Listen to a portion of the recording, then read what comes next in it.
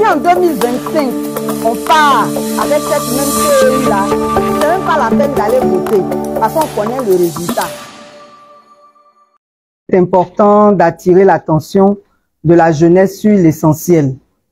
Et comme la jeunesse représente plus de 75% de la population en Côte d'Ivoire, c'est elle en fait qui fait la Côte d'Ivoire. En réalité, on dit souvent que c'est l'avenir, mais chez nous ici c'est le présent.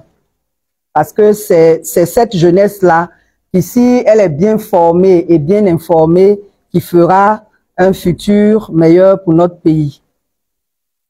Les élections apaisées. Franchement, je suis désolée de le dire comme ça, mais tant que nous serons dans un certain contexte, ça ne sera pas possible dans ce pays. Pour plusieurs raisons. D'abord parce que nos autorités n'adressent pas les questions qu'il faut dans le temps qu'il faut. On attend toujours la veille des élections pour se rappeler qu'il faut sensibiliser les populations, qu'il faut mener certaines actions. Alors qu'en principe, comme on dit, diriger c'est anticiper. Donc il y a des questions qui devaient être résolues même avant que les périodes électorales n'arrivent. Et là, nous sommes en 2023. Il serait vraiment souhaitable que dès à présent et en 2024, on mène certaines luttes. Je voudrais attirer votre attention sur 3 points essentiels. Le premier, c'est le contexte. Le contexte de réconciliation qui n'est pas effectif. Vous voulez des élections apaisées dans un contexte où les conflits n'ont pas été résolus, dans un contexte où les victimes de toutes les crises que nous avons connues ne sont pas satisfaites. Bon, quand c'est comme ça, là, est-ce que c'est logique qu'on espère, en principe, avoir des élections apaisées alors qu'il y a plusieurs bombes à retardement qu'on ne règle pas? Il y a de gros Donc, on a un problème avec la réconciliation, on ruse avec la réconciliation, et là même le ministère a carrément disparu. C'est vrai qu'il n'était pas efficace, mais c'était nécessaire qu'on ait effectivement un ministère de la réconciliation qui se mette au travail pour la réconciliation. Parce que si j'ai bonne mémoire, le ministère, quand il existait, c'était pour organiser la journée de la paix. Que vaut une journée face aux problèmes des populations? Nous, à ACI, on a toujours soutenu que avant même qu'il y ait la crise de 2010, dans toutes les zones du pays, il y avait des sources de conflits. Et ce sont ces sources de conflits-là qui font le lit des violences au moment des élections. Parce que ces conflits ne sont pas résolus. Donc, en principe, quand on parle de réconciliation, c'est pas de résoudre seulement les conséquences des crises politiques. Il y a de gros problèmes socio-économiques qui existent, comme le problème du foncier. À l'ouest, c'est très dramatique, c'est vraiment dramatique. Les autochtones même ont perdu tout pouvoir. On ne règle pas ce genre de questions. Il y a le problème d'orpaillage qui est général dans tout le pays. Donc, il y a plein de questions qu'on ne règle pas, qui sont des sources de conflits. Il y a aussi la réconciliation qu'on n'adresse pas comme il se doit. On sait que la CONARIV, après la CDVR, devait identifier toutes les victimes de 1990 à 2011. Il paraît qu'elle a reçu, d'après elle-même son rapport, elle a reçu 800 000 dossiers, elle n'en a retenu que 300 000. On ne sait pas sur quelle base, mais nous savons tous ici que toutes les crises qu'on a connues là, les victimes sont encore insatisfaites. Et ça, c'est un problème. Donc, s'il n'y a pas de réconciliation, s'il n'y a pas un contexte de paix, on ne peut pas espérer avoir des élections apaisées. Le deuxième problème, le représentant de ICAC l'a dit, c'est la crédibilité des organes qui organisent les élections. On s'est plaint de la composition de la CEI. Une organisation de la société civile, l'APDH, a obtenu de la Cour africaine des droits de l'homme et des peuples une réforme de la CEI. Mais nous sommes tous des contemporains. Vous avez vu comment cette réforme-là n'a pas été effective. On a assisté à une recomposition et une très mauvaise recomposition. Donc, Si on continue d'aller à des élections avec cette CEI-là, on n'aura jamais d'élections apaisées. Le Conseil constitutionnel aussi est un problème.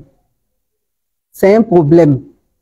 Parce que tous les membres qui composent le Conseil sont non seulement nommés par le chef de l'État, certains sont nommés par le président de l'Assemblée nationale et le président du Sénat, mais dans le contexte ivoirien, toutes ces personnalités-là sont du même parti. Donc évidemment, ils vont nommer des personnes de leur parti, sans compter que sur les 9 représentants de ce Conseil constitutionnel-là, il y a un seul qui est véritablement constitutionnaliste. Du coup, la CEI n'est pas crédible. Elle-même là, je ne sais même pas s'il faut s'étendre sur ce qu'elle est. Elle n'est pas crédible dans sa composition, elle n'est pas crédible dans son fonctionnement, elle n'est pas crédible dans tout ce qu'elle fait. Elle n'est même pas compétente. Et donc, vraiment, c'est utopique d'espérer avoir des élections crédibles ou apaisées quand ceux-mêmes qui organisent ces élections-là ne sont pas crédibles. Même cette affaire de Conseil d'État, là, en principe, le Conseil d'État n'a rien à voir avec des élections. C'est une cour qui est là pour gérer les questions administratives. Les élections, là, c'est pas une question administrative. C'est le même Conseil constitutionnel, là, qui devait gérer aussi les élections locales. Donc, vous voyez qu'il y a tout un tas d'incohérences dans tout ce qu'on fait. Et puis, on veut de bons résultats. C'est pas logique. C'est pas logique. Au-delà de ça, il y a l'irresponsabilité même des politiques. Et ça, il faut qu'on se le dise. L'opposition n'est pas responsable. La même opposition l'a dit que le découpage électoral n'est pas correct. Et malgré ce découpage, vous allez à des élections. La même opposition dit que la CEI n'est pas crédible. Et puis ils se battent pour entrer dans la CEI. Je ne sais même pas ils sont allés faire quoi là-bas. Parce que ça n'a rien changé.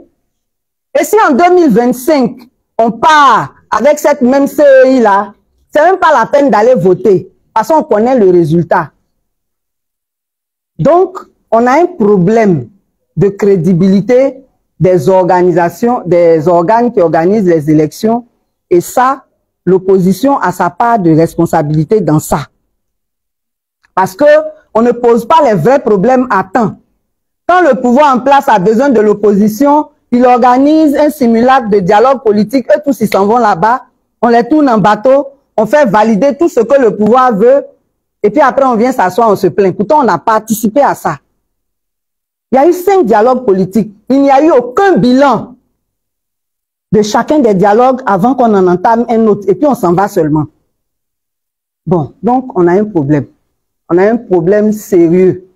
Et donc, si dès 2023, dès 2024, on ne pose pas les vrais problèmes, il n'y aura pas d'élection apaisée en 2025. Ça, il faut qu'on se le dise. La troisième chose, c'est la formation même des citoyens. Les militants des partis politiques ne sont plus formés. Beaucoup sont venus sur le tas. Je sais que l'opposition d'avant formait ses militants. Maintenant, il y a eu tellement de problèmes que les gens ne se donnent plus les moyens de former leurs militants. Donc, les gens sont dans les partis politiques sans même savoir même le minimum de ce qu'il faut savoir quand on est censé être dans une démocratie. Moi, j'ai toujours dit qu'on n'est pas dans une démocratie. Mais ce n'est pas étonnant. Il y a des choses qu'on ne va pas dire parce qu'on n'est pas là pour ça. Mais on ne peut pas espérer que des gens qui ne sont pas démocrates appliquent des principes démocratiques. Ça aussi, c'est pas logique. Est-ce que vous avez des démocrates au pouvoir? Quand la réponse est non, là, vous voulez qu'ils appliquent la démocratie comment? Eux-mêmes, là, ils ne savent pas ce que c'est que la démocratie. Est-ce que vous voyez? Le peuple aussi n'est pas assez formé pour savoir ce que c'est que la démocratie. Et puis, comme l'a dit un des intervenants tout à l'heure, en politique, les gens sont des adversaires, ils ne sont pas des ennemis. Et ça ne se comprend pas. Les gens ne savent pas ce que c'est que le droit à la différence. Les gens ne savent pas qu'on n'est pas obligé d'être d'accord sur tout. Que chacun a le droit d'appartenir au parti qu'il veut. On n'a pas besoin de tuer quelqu'un pour ça.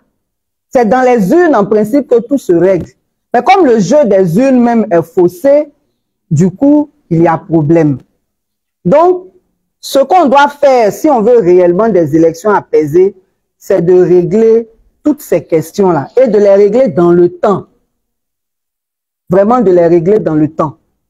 Pour terminer, je voudrais vraiment féliciter le président de l'AMIC aussi. Je le connais depuis plusieurs années. C'est un jeune qui est vraiment engagé. Sans grands moyens, il fait ce qu'il peut. Et je voudrais vraiment l'encourager, le féliciter, encourager son équipe et aussi exhorter tous les jeunes à s'engager. Parce que c'est quand chacun de nous va se lever pour prendre ses responsabilités, on aura des résultats. On ne s'assoit pas ce soir pour se dire qu'il faut que ce soit un tel ou un tel autre qui fasse le combat.